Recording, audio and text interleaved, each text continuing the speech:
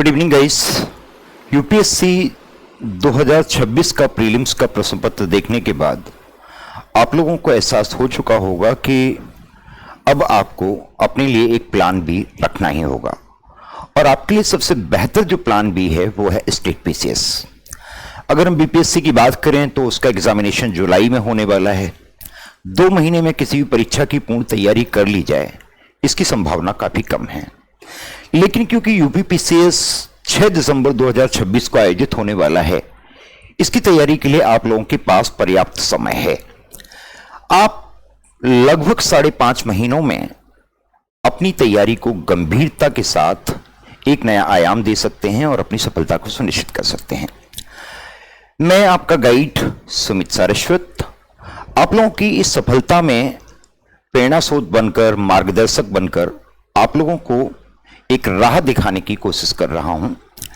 अगर आप लोगों को ये राय, मेरे विचार समझ में आए तो आप इस क्लास को पूरा देखें। मैं वादा करता हूं कि क्लास के अंत तक आते आते आप लोगों को ये बात समझ में आ जाएगी कि अब हमें अगर हिंदी माध्यम के साथ आगे बढ़ना है तो निश्चित तौर पर हमें एक प्लान बी रखना ही होगा। प्लान बी के बिना हिंदी माध्यम में असफलता का ग्राफ जो है वो धीमे धीमे बढ़ता चला जा रहा है। लेकिन हिंदी माध्यम के वे सभी विद्यार्थी जो यूपीएससी में कई बार अटेम्प्ट देकर निराश हो चुके हैं, उनके लिए मैंने एक ऐसी स्ट्रैटेजी को रिवील करने की कोशिश की है जो आपकी सफलता को न केवल सुनिश्चित करेगी बल्कि आपके सपनों को एक ऊंची उड़ान देने में मार्गदर्शक के तौर पर सिद्ध भी होगी। तो चलिए हम लोग बातचीत कर लेते हैं कि आपके सपने को हम कैसे पूरा करने वाले हैं। इसके लिए कुछ विशेष बातचीत। पहले मैं आपको बता दूं कि सबसे पहले जरूरी है कि एक सही स्ट्रेटजी हमेशा आपकी सफलता की गारंटी होती है। तो अगर आपकी स्ट्रेटजी ठीक है तो आपकी सफलता को सुनिश्चित करने से कोई भी रोकने वाला नहीं है। एक बात क्लास को आगे बढ़ाने से पहले मैं आप लोगों को और बताना चाहूंगा कि जिन लोगों ने यूपीएससी का प्रीलिम्स दिया है 2026 में, उन लोगों को एहसास हो चुका है कि अब प्रारंभिक परीक्षा की तैयारी अलग और मुख्य परीक्षा की तैयारी अलग से करनी पड़ेगी। जो लोग अभी तक प्रारंभिक परीक्षा और मुख्य परीक्षा को साथ साथ लेकर चलने की कोशिश कर रहे थे, उनको निश्चित तौर पर मात मिलने वाली है। तो आज के इस वीडियो में मैं आप लोगों से केवल प्रीलिम्स की स्ट्रेटजी को डिस्कस करूंगा। अगर आप गंभीर विद्यार्थी हैं तो आपको समझ में आ जाएगी कि मेरी रणनीतिक अप्रोच आपको स्टेट पीसीएस के माध्यम से होते हुए यूपीएससी में ही प्रवेश कराने की है और वहीं पर आपकी अंतिम सफलता को सुनिश्चित कराने का सपना है। लेकिन इसके लिए आपको धैर्य रखना पड़ेगा। अब यह तय हो चुका है कि अगर आप यूपीएससी की तैयारी कर रहे हैं तो आपके पास कम से कम 2 वर्षों का समय होना जरूरी है। और प्रयास कितने होंगे इसके बारे में कहना बहुत मुश्किल है। झूठी बातें, झूठे इंटरव्यूज, झूठे विचार, ये सब आप लोगों को बरगलाने की कोशिश करते हैं। इनसे बाहर निकलिए, सच्चाई की राह पर आइए और समझने की कोशिश कीजिए कि एक गंभीर विद्यार्थी को अपनी सफलता को सुनिश्चित करने के लिए किन किन गुणवत्ताओं से होकर के गुजरना पड़ेगा, कौन कौन से रास्तों को अख्तियार करना पड़ेगा, अपनी तैयारी के लिए किन किन पुस्तकों का अध्ययन करना पड़ेगा। तो आज का ये जो वीडियो है ये आपको स्टेट पीसीएस यानी कि यूपीपीसीएस की परीक्षा में तो सफलता सुनिश्चित कराएगा ही, साथ ही अगले वर्ष 23 मई 2026 को 23 मई 2027 को जो यूपीएससी की प्रीलिम्स परीक्षा होने वाली है उसके लिए एक मजबूत कंपोनेंट या मजबूत बेस कह सकते हैं उसका काम करेगा। तो आप एक तीर से 2 शिकार कर सकते हैं। चलिए हम लोग मूल मुद्दे पर आते हैं। सबसे पहले बात करते हैं कि आज के इस वीडियो में हम लोग किस विषय पर बातचीत कर रहे हैं। तो टारगेट है हमारा यूपीपीसीएस प्रीलिम्स जो कि 6 दिसंबर 2026 को होने वाला है। यूपीपीसीएस के प्रीलिम्स में अगर आप सफलता सुनिश्चित कर लेते हैं तो आप तय मानकर चलें कि लगभग मेंस जो होगा वो मार्च और अप्रैल 2027 में होगा।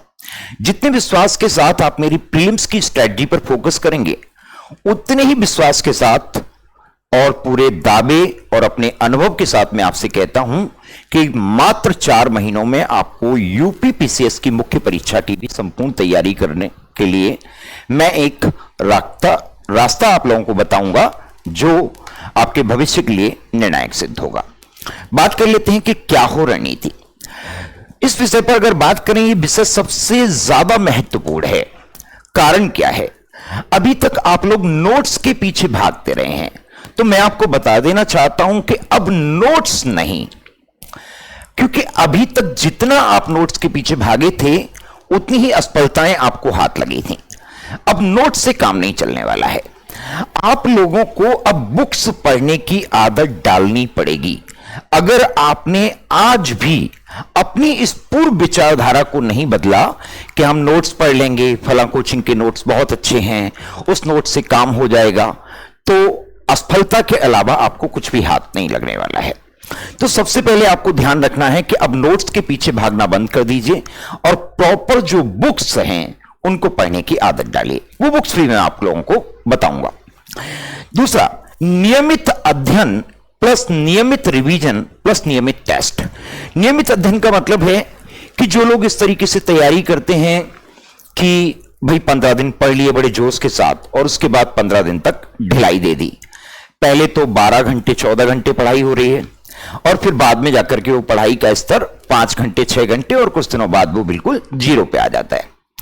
आपको अपना अध्ययन नियमित रखना होगा, मतलब बिना किसी गैप के। अगर आप दोस्ती, रिश्तेदारी, यारी, वैवाहिक संबंध ये सब निभाना चाहते हैं और अपनी तैयारी को एक दिशा देना चाहते हैं, तो मुझे लगता है कि अब थोड़ा सा मुश्किल है। चाहे आप यूपीएससी की प्रिपरेशन कर रहे हो या किसी भी स्टेट पीसीएस की, आपको अपने नियमित अध्ययन को बरकरार बना करके रखना है। इसमें गैपिंग नहीं होनी चाहिए। विशेष परिस्थिति में 1 या 2 दिन का गैप लिया जा सकता है। नियमित रिवीजन का मतलब क्या है?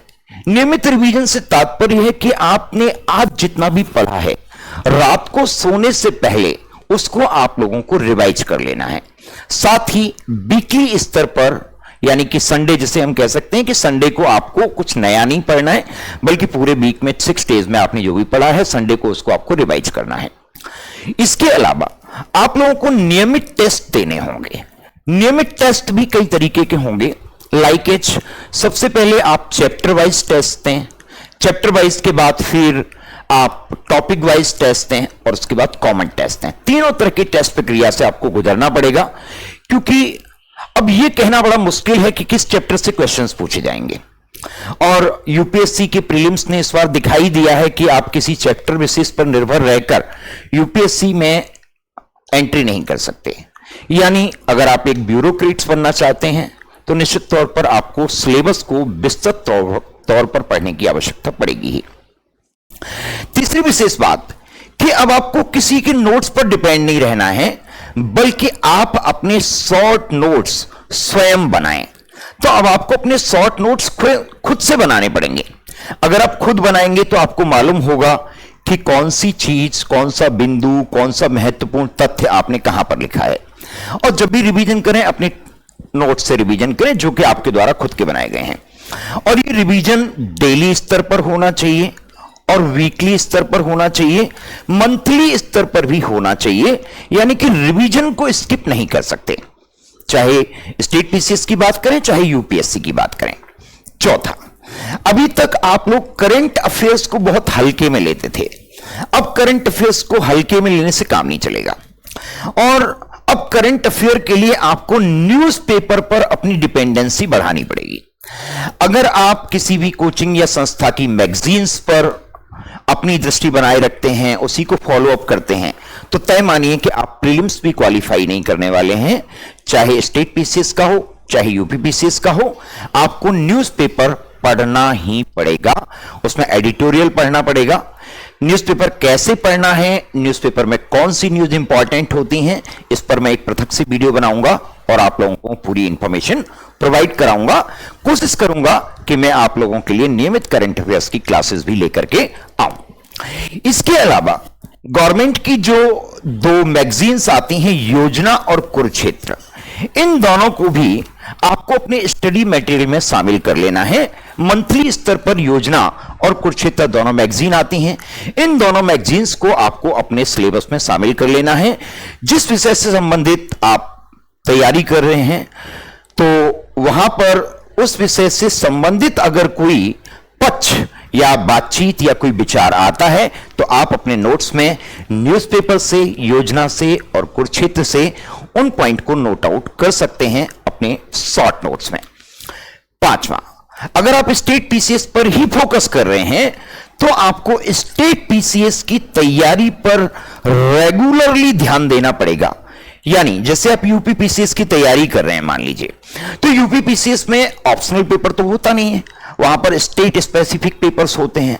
अब स्टेट स्पेसिफिक पेपर्स होते हैं जो कि 2 यूपी स्पेशल के पेपर हैं, तो आपको स्टेट को प्रीलिम्स से लेकर के चलना है। तो जब आप प्रीलिम्स के साथ साथ लेकर के चलेंगे ना, तो आपकी मेंस की अपने आप उन 2 पेपर्स की तैयारी हो जाएगी।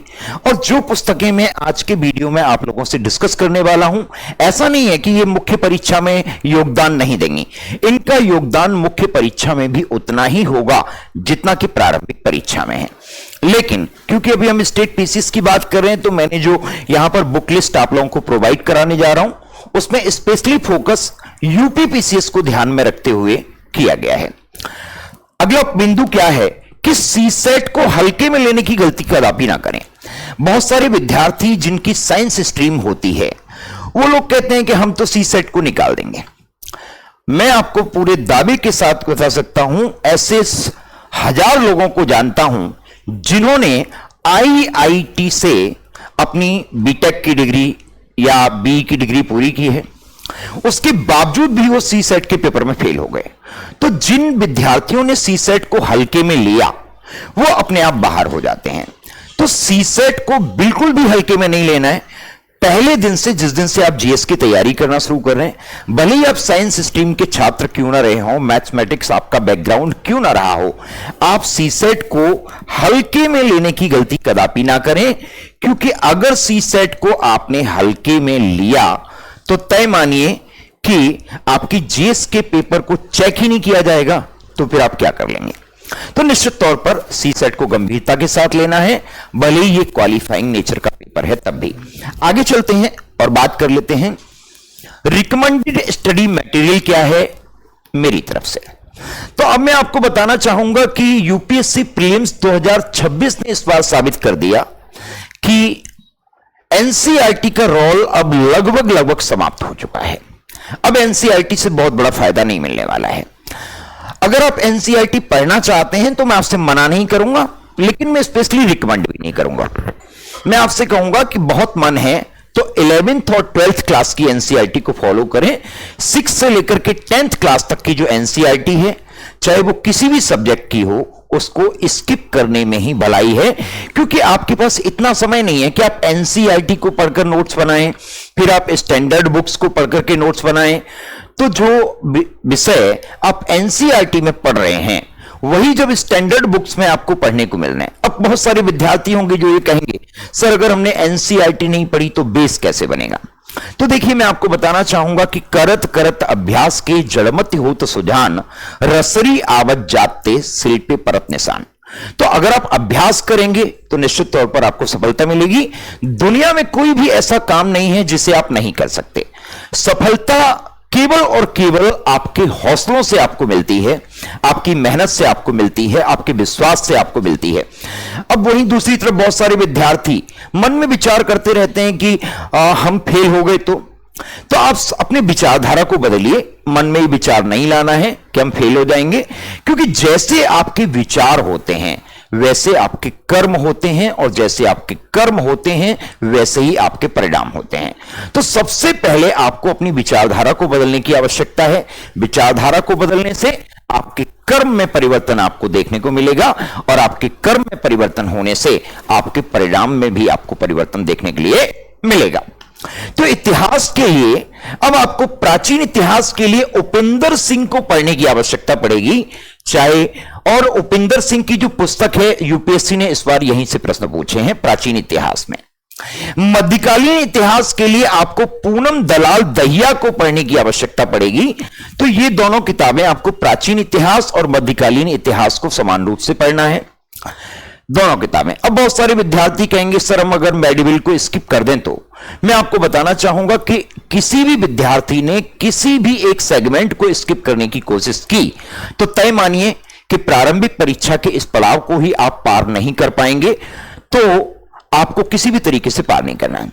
आपने देखा होगा कि आधुनिक भारत जो था स्पेक्ट्रम का आया करता था। पहले हमारे टाइम में इतनी सी किताब आया करती थी, आज वो बढ़ते बढ़ते इतनी मोटी हो गई है और उसको पढ़ने में बड़ा बर्डन लगता है। दरअसल वो एक गाइड बुक है और गाइड बुक कभी भी बेसिक बुक का स्थानापन्न नहीं हो सकती। तो मैं आप लोगों को स्पेक्ट्रम पढ़ने के लिए बिल्कुल नहीं कहूंगा, ना प्रीलिम्स के अप्रोच से ना मेंस के अप्रोच से।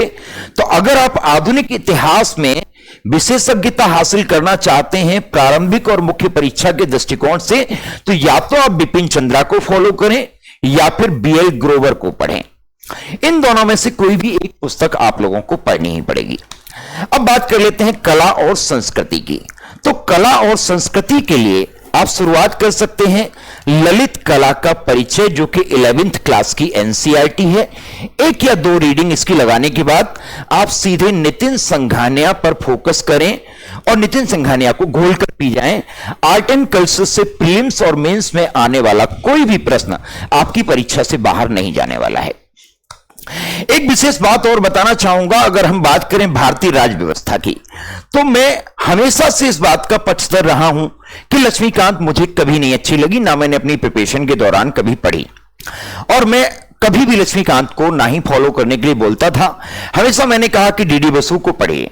दरअसल लक्ष्मीकांत जो पुस्तक थी वो एक गाइड बुक है और वो गाइड बुक केवल प्रीलिम्स भी 80% कवर करती है।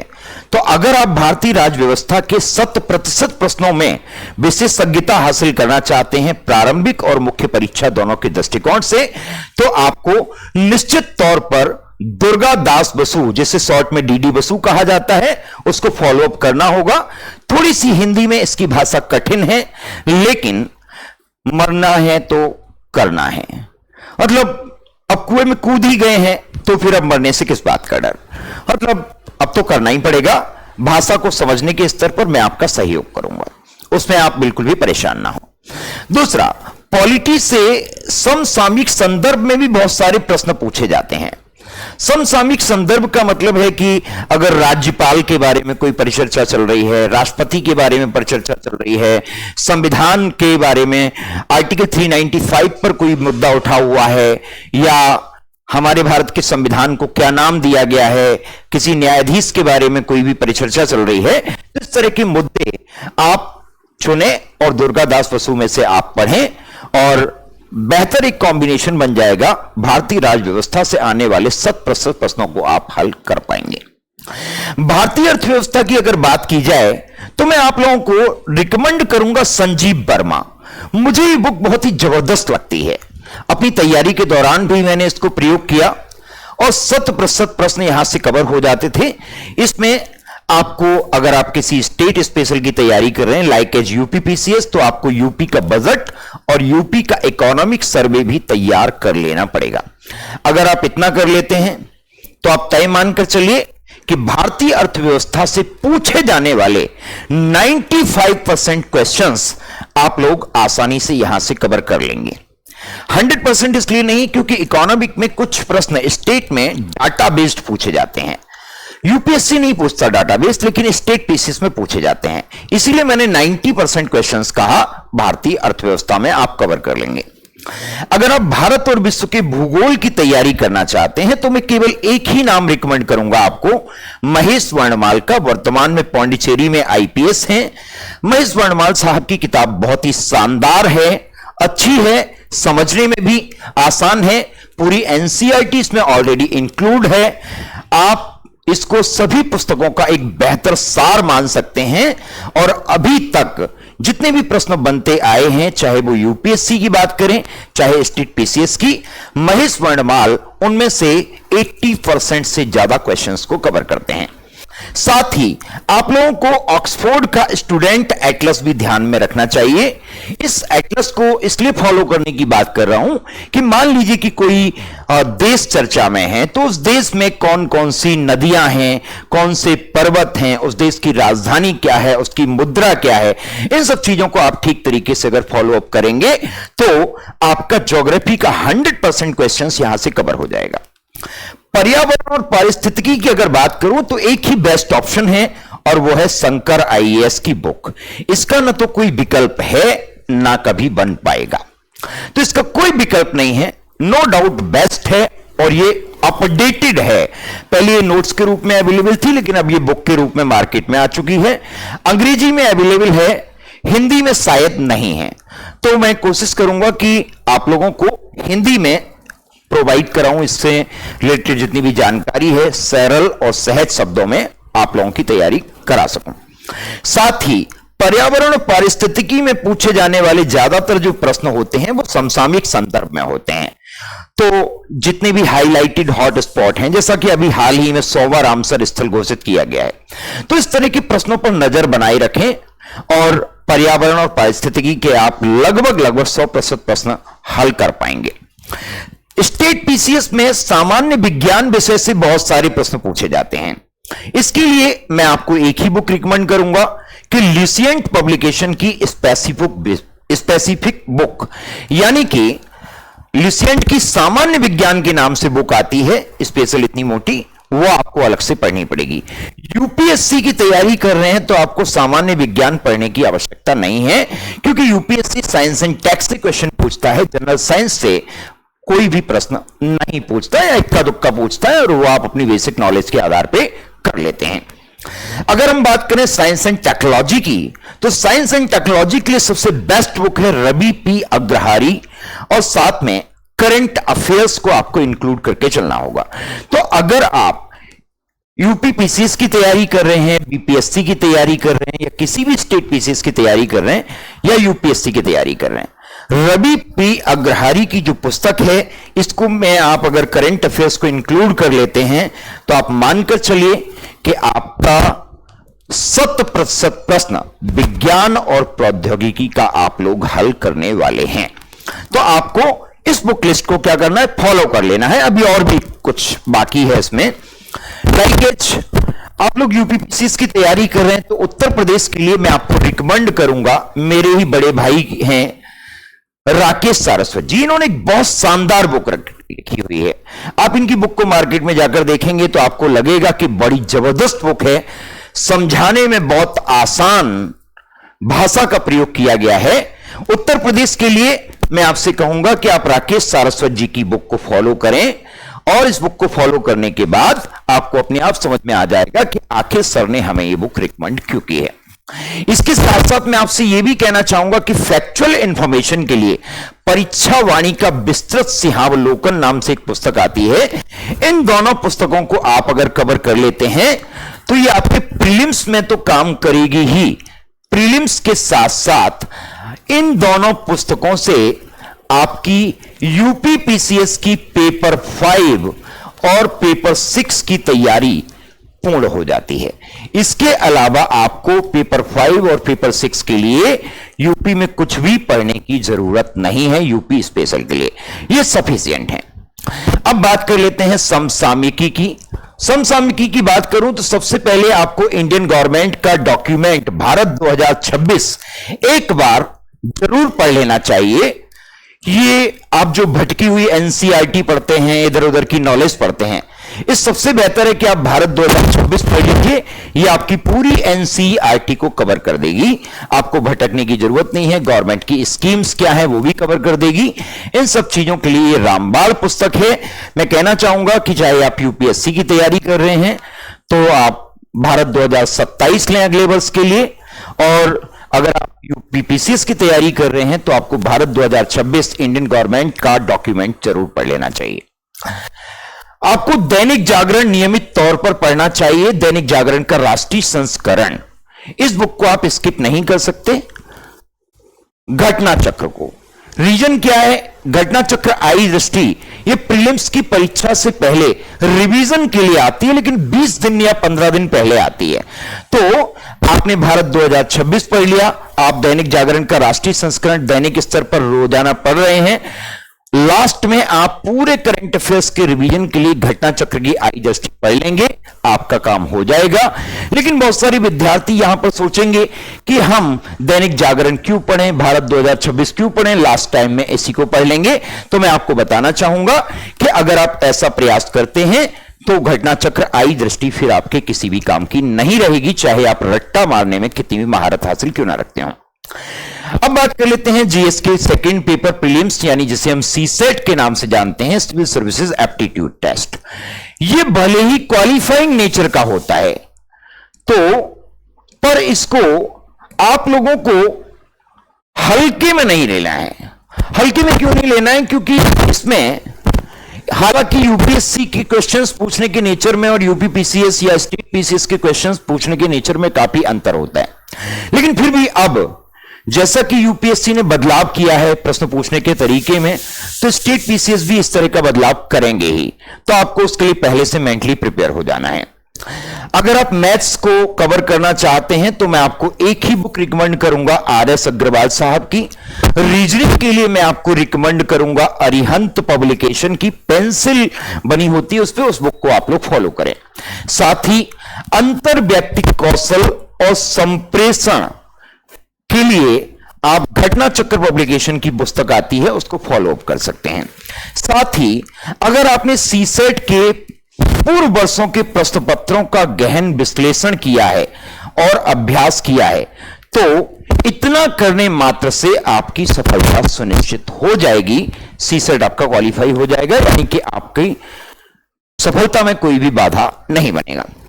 अब बात कर लेते हैं कि सामान्य अध्ययन का रिवीजन कैसे करें। तो सामान्य अध्ययन का रिवीजन करने के लिए आप लोग यूपीपीसीएस के पूर्व वर्षों में पूछे गए प्रश्नों का गहन विश्लेषण करें और अभ्यास करें, और पीवाईक्यू जितने भी पूछे गए हैं उन पीवाईक्यूज का जो डिटेल एनालिसिस है उस पर काम करें, क्योंकि अब क्वेश्चन रिपीट होना बंद हो गए हैं। तो उनका जो डिटेल होता है, स्टेट पीसीएस या यूपीपीसीएस या बीपीएससी या यूपीएससी एक क्राइटेरिया तय कर लेते हैं और उसी क्राइटेरिया के आसपास घूमते हैं।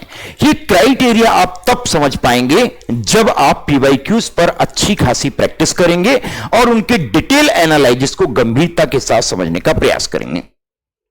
साथ ही रिवीजन करने के लिए आपने जो सेल्फ मेड शॉर्ट नोट्स हैं, जो कि मैंने प्रारंभ में बताया था कि आप लोग खुद से नोट्स बनाएं, शॉर्ट नोट्स, उनको रिवाइज करें। इतना आप कर लेंगे तो आप स्टेट पीसीएस को या यूपीएससी, इनमें आपकी सफलता को सुनिश्चित करने से कोई नहीं रोक सकता। आगे चलते हैं, विशेष लाभ क्या होगा। पुस्तकें यूपीएससी प्रीलिम्स के लिए भी समान रूप से महत्वपूर्ण है। तो जो मैंने यहां पर आप लोगों को बुक रिकमेंड की है, मान लीजिए कि आपका यूपीपीसीएस क्वालिफाई हो गया और आप अब यूपीएससी की तैयारी कर रहे हैं, तो क्या आपको भटकना पड़ेगा? नहीं, आपको अलग से कुछ भी करने की जरूरत नहीं है। जो मैंने बुक्स यहां पर रिकमेंड की हैं, ये किताबें आपको यूपीएससी प्रीलिम्स के लिए इक्वली इंपॉर्टेंस रखती हैं। इन्हीं को फिर से आप लोगों को रिवाइज कर लेना है। दूसरा, जब भी आप किसी परीक्षा की तैयारी पर ध्यान दे रहे हैं तो परीक्षा से एक माह पहले आप लोगों को अपने सिलेबस को कंप्लीट कर लेना चाहिए, ताकि लास्ट का जो मंथ है उसमें आप पूरा सब्जेक्ट का रिवीजन कर पाएं, करंट अफेयर्स का रिवीजन कर पाएं और मॉक टेस्ट दे पाएं। मॉक टेस्ट को बिल्कुल भी इग्नोर ना करें, लेकिन आज जिस तरीके के मॉक टेस्ट बनाए जा रहे हैं, अब यूपीएससी हर साल पैटर्न में बदलाव कर रहा है, तो मॉक टेस्ट नई विचारधारा के साथ होने चाहिए। इसके लिए मैं समय समय पर आप लोगों को मार्गदर्शन देता रहूंगा।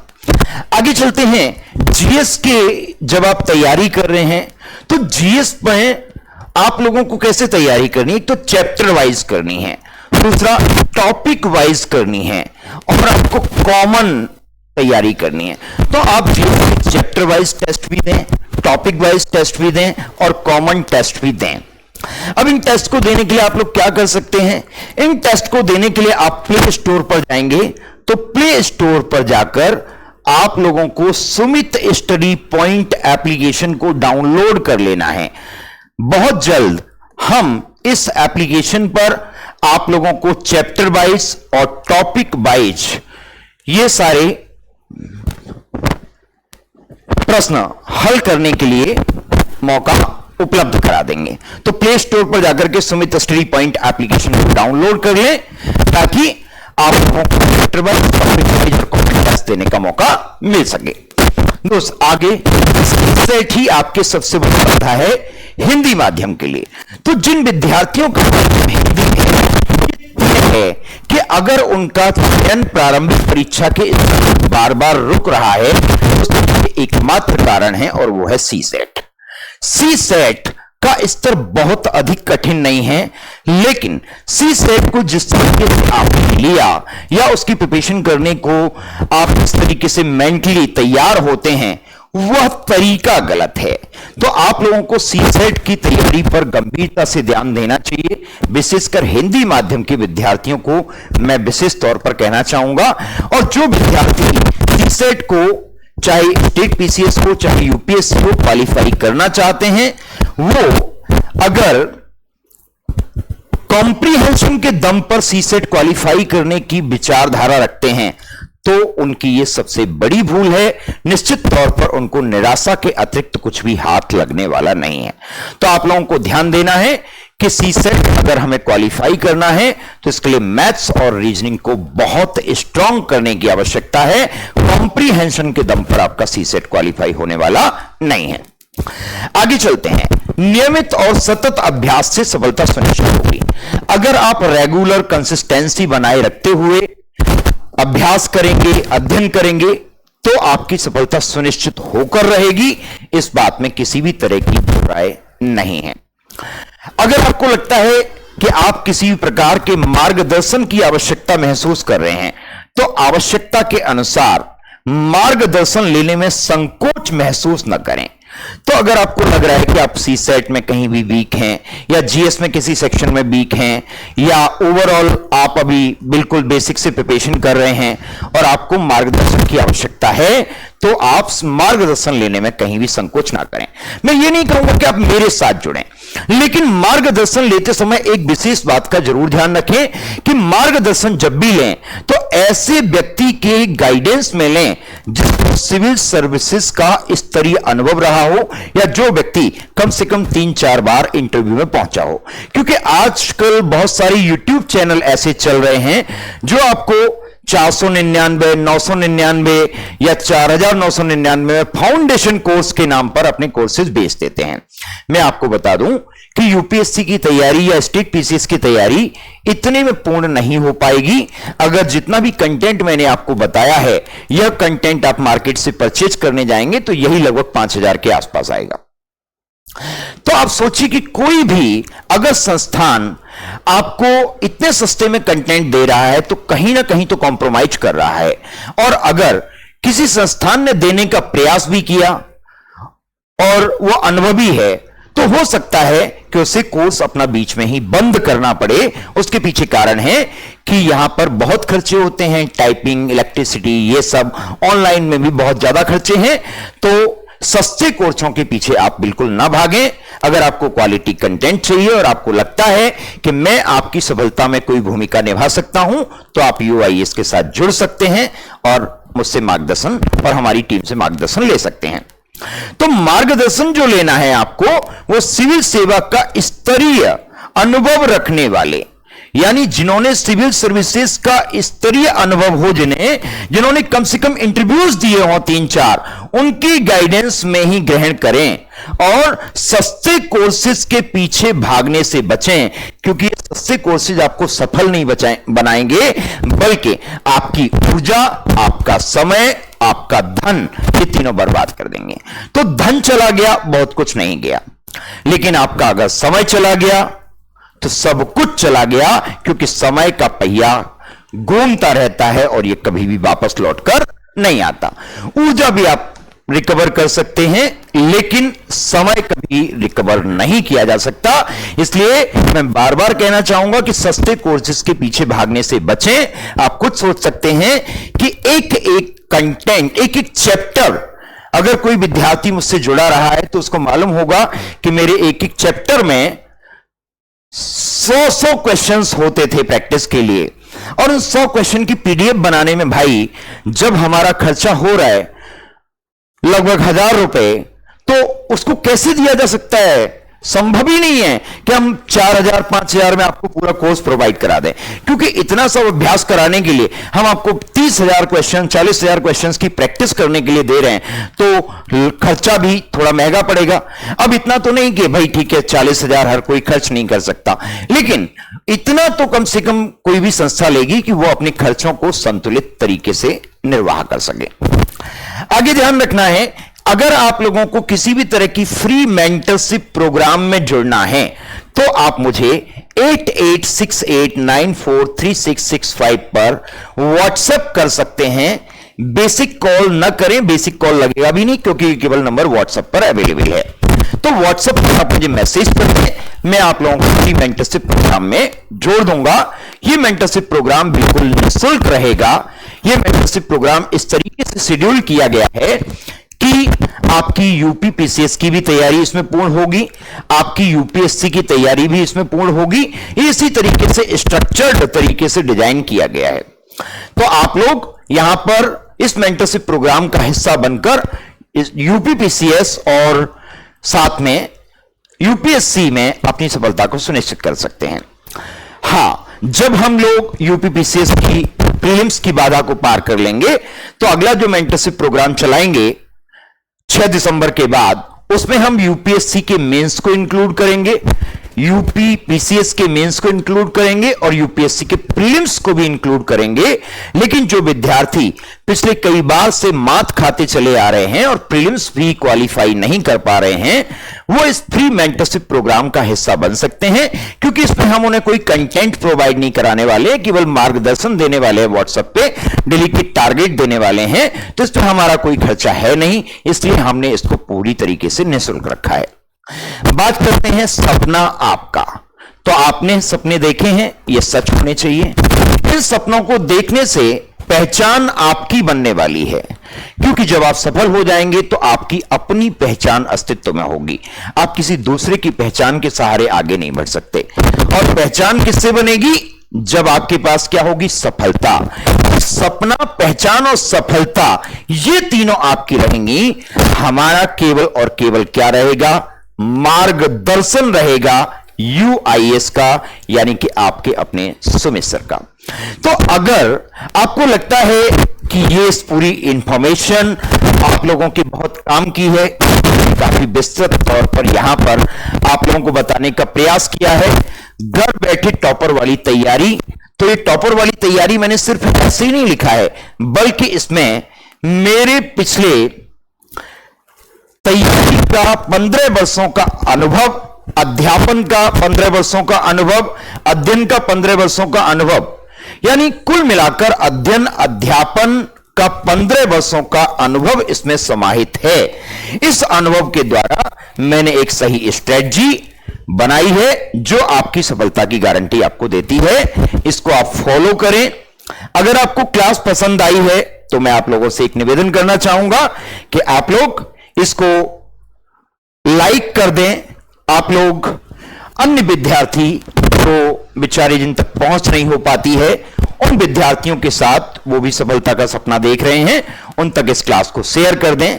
और क्योंकि हम अपने वीडियोस पर नए नए प्रयोग करने वाले हैं, नया काम करने वाले हैं, तो यूआईएस आपकी सफलता को सुनिश्चित करने के लिए, आपके मार्गदर्शन को एक नई दिशा देने के लिए आपके साथ जुड़ना चाहता है।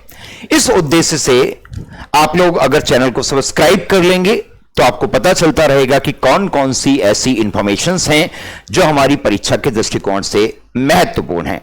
यूआईएस किसी भी प्रकार की व्यर्थ की बातचीत करने से बचता है, केवल कोर्स और कंटेंट पर गंभीर विद्यार्थियों को मार्गदर्शन देने के लिए प्रयासरत है। तो गंभीर विद्यार्थी हमारे साथ जुड़कर अपनी सफलता को सुनिश्चित करने का अगर सपना देख रहे हैं तो आप चैनल को सब्सक्राइब जरूर कर लें और साथ में ऑल वाले बटन पर क्लिक कर लें ताकि आपको वीडियोस की इंफॉर्मेशन भी मिलती रहे। मैं यहां पर कुछ रिवीजन टेक्निक्स भी अप्लाई करूंगा। इस बार मैंने स्ट्रेटजी को चेंज किया है, पठन और पाठन दोनों के उद्देश्य से। आप लोगों को जल्दी ही इसके कुछ डेमो वीडियोस देखने को मिल जाएंगे जहां पर आप चीजों को बड़ी आसानी से समझ सकते हैं। आपको समझ सकते ही नहीं बल्कि समझ आएंगे ही, यह बात मैं पूरे विश्वास और दावे के साथ कह सकता हूं, क्योंकि इस बार कंटेंट को मैंने नए सिरे से डिजाइन किया है और इसमें आपको मेरी मेहनत देखने को मिलेगी।